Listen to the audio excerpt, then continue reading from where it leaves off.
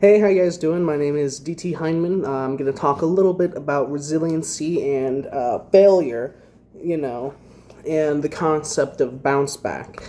Uh, First I'm going to give my personal thoughts on the matter of what I think it means to be resilient when it comes to anything in life, really, especially failure and that bounce back aspect, and then I'll share a quick personal story about some of my personal failures and what I did in that situation. So, throughout my life experience, I have found that whenever we experience a failure, or roadblock, we mess up, we are given two choices. You can either learn nothing or learn something and then move forward. So, let's say you fail a test, right? With that experience, you can either say, this sucks. I failed the test. I'm a failure. I'm just a terrible student, and I'll never study anything again because I clearly won't go anywhere in life. And, just might as well grab a cardboard box now and head to the streets, you know? Of course, that's a little hyperbole, but you get my point. You can say you fail a math test and you're like, I guess I just suck at math, and then never try hard or pursue in that field again, right? Now, that's, in my personal opinion, that is a detrimental attitude. That's letting your failures weigh you down, you know?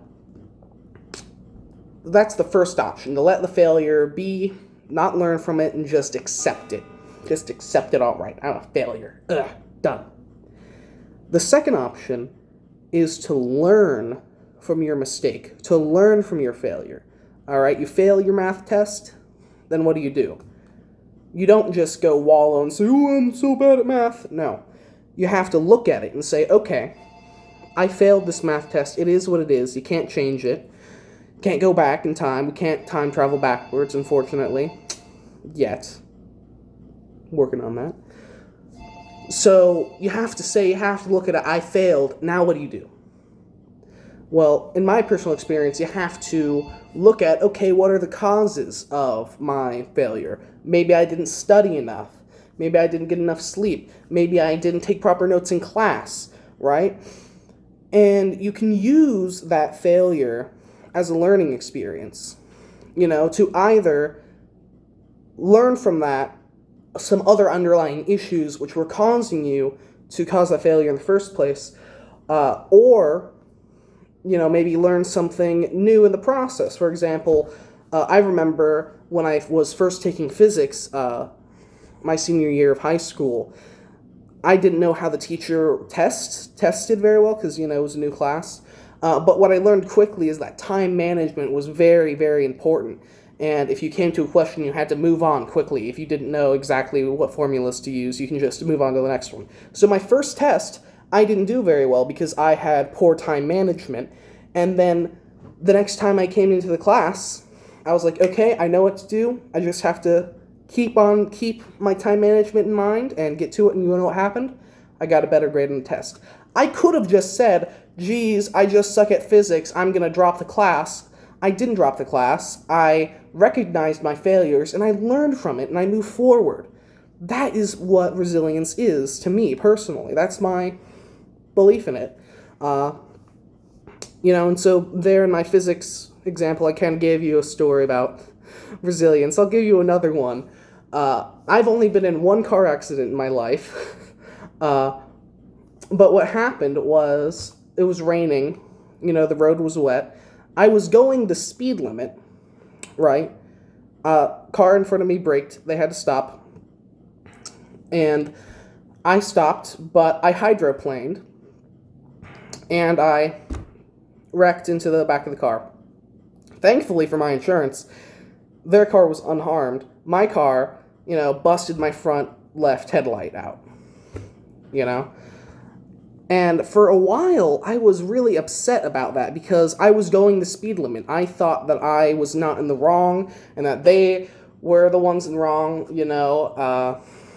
officer came over and gave me a ticket for hydroplaning, and I was looking over the legal lingo. And at first, after the accident, I was like, I'm gonna fight this. I was going the speed limit and doing what was right. But I looked into it. I was going the speed limit, but I learned, I learned then that whenever the road conditions are not ideal, you shouldn't go the speed limit. The speed limit is for ideal road conditions. If the road conditions are not ideal, whether that be rain, darkness, fog, ice, etc., you're not supposed to be going the speed limit. So I was in the wrong.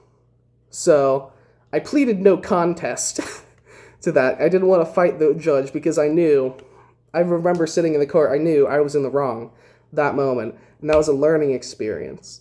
And ever since that day and that experience of wreck, you better bet anytime it has been raining outside, I have slowed down quite a bit.